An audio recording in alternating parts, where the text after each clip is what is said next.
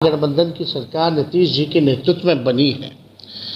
ये गरीबों की सरकार है और सामाजिक न्याय के साथ साथ आर्थिक न्याय देने वाली सरकार है। नमस्कार, आप देख रहे हैं अब तक बिहार न्यूज। बिहार में आरक्षण का दायरा बढ़ाने के बाद अब मुख्यमंत्री नीतीश कुमार और तेजस्वी यादव ने केंद्र सरकार से एक अलग ही मांग रख दी है। आरक्षण की दायरा बढ़ाने के बाद अब तेजस्वी यादव केंद्र सरकार से मांग कर रहे हैं कि इसको शेड्यूल 9 में रखा जाए। सुनिए क्या कहते हैं तेजस्वी यादव जी। मैं भी अपनी बात को आप लोगों के सामने रखना चाहता हूँ। देखिए, बिहार ने हमेशा देश को दिशा दिखाने का काम किया है और हम लोगों की शुरू से ही मांग रही है, माननीय मुख्यमंत्री जी की, हम सब लोगों की रही थी कि देश भर में जातीय जनगणना होनी चाहिए। हम सब लोग, सभी दल के लोग जो है प्रधानमंत्री जी से मिले, लेकिन वहाँ से कुछ हुआ नहीं। तो तय यही किया गया था कि हम लोग अपने बलबूते राज्य सरकार जो है कराएंगे। और माननीय मुख्यमंत्री जी को धन्यवाद दिया जाता है कि एक ऐतिहासिक दिन जो 2 अक्टूबर का रहा, जो बापू का जन्मदिन हम लोग मनाते हैं, उस दिन जातीय आधारित गणना कि जाति की क्या स्थिति है वो जो है सरकार द्वारा पेश किया गया। और जब विधानसभा का सत्र पिछला चल रहा था तो पूरा रिपोर्ट जो है आप लोगों के समक्ष जो है रखा गया। उसमें शैक्षणिक भी है, आर्थिक स्थिति भी है, सामाजिक स्थिति भी है। और बिहार एक पहला राज्य बन करके आया जिसका खुद का साइंटिफिक डेटा जो है किसी राज्य के पास नहीं है, बल्कि बिहार एक ऐसा राज्य है जिसके पास खुद की आबादी की पूरी जानकारी है। और आज के दिनों में साइंटिफिक डेटा होना बहुत ज़रूरी है ताकि हम चिन्हित कर पाएँ, पहचान कर पाएँ कि कौन लोग हैं जो अंतिम पायदान पर खड़ा परिवार है, कौन समाज के है। तो ये डेटा आप लोगों के सामने आ ही गया था, जिसमें कि लगभग जो है आप देखिएगा कि इसमें स्थिति जो है सारी स्पष्ट कर दी गई है। और देश में अगर सबसे बड़ा दुश्मन अगर कोई है तो बेरोजगारी और गरीबी है। और हर एक सरकार की कोशिश होनी चाहिए कि बेरोजगारी और गरीबी से हम लोग लड़ें। अब जब आंकड़े जब सामने आ गए हैं और हम लोगों का मानना है और आंकड़ों में भी ये स्पष्ट हो गया है कि हर जाति में जो है गरीबी है, चाहे ओबीसी हो, ईबीसी हो, एससी हो, एसटी हो या आपके स्वर्ण जाति के लोग हैं, उसमें भी जो है गरीबी पाई गई है।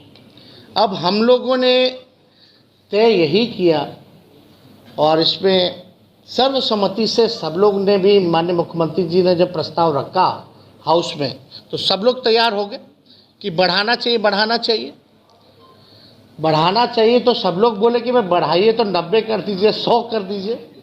ये बातें आई थी हाउस में। तो माननीय मुख्यमंत्री जी ने यही निर्णय लिया कि भाई जो आरक्षण जो है उसको जो है बढ़ाया जाएगा जिस हिसाब का हमको रिपोर्ट आया है। उसमें एससी एसटी का भी बढ़ाया गया, उसमें पिछड़ों का भी बढ़ाया गया, ईबीसी का भी बढ़ाया गया। और क्योंकि ईडब्ल्यूएस पहले से ही सामान्य वर्ग के लिए 10% जो तय था वो तो हो ही गया, तो 50% से लगभग 65% जो है कर दिया गया, प्लस जो 10% जो, तो 75% हम लोग जो है लगभग पहुंच गए। अब हम लोगों को क्या करना है, कल्याणकारी योजनाएं हम लोग लाएं। अब हम लोगों को पता है कि कौन भूमिहीन है, ज़मीन नहीं है जिसके पास, तो उनके सहायता के लिए माननीय मुख्यमंत्री जी ने ये भी पेशकश की कि उनको भूमि खरीदने के लिए हम लोग जो है 1 लाख रुपए की सहायता जो है करेंगे। 60,000 से 1 लाख तक पहुंचा देंगे। अब जिसका झोपड़ी है, घर नहीं बन रहा, उसको भी 1,20,000 हम लोग जो है देंगे।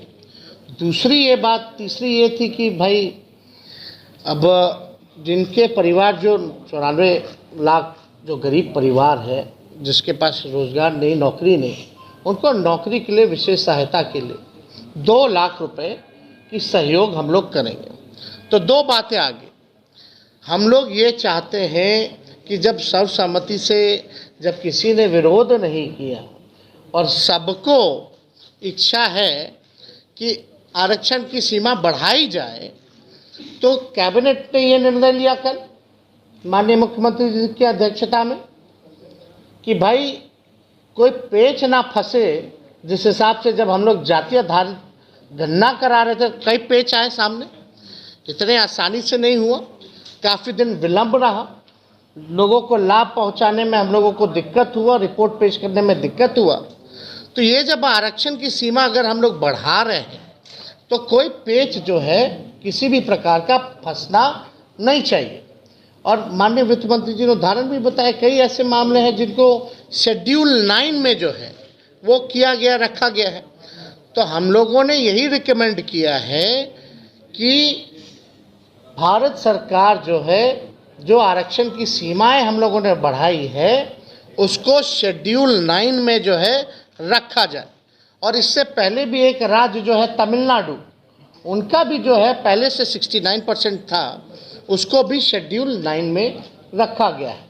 तो हम लोग तो यही अब इंतज़ार में हैं कि अविलंब भारत सरकार ना सोचे ना समझे, क्योंकि आपके दल के सभी लोगों ने यहाँ सहमति जताई है और आपके दल के लोगों का तो कहना है कि और भी बढ़ा दे सरकार, तो उसमें भी साथ देंगे।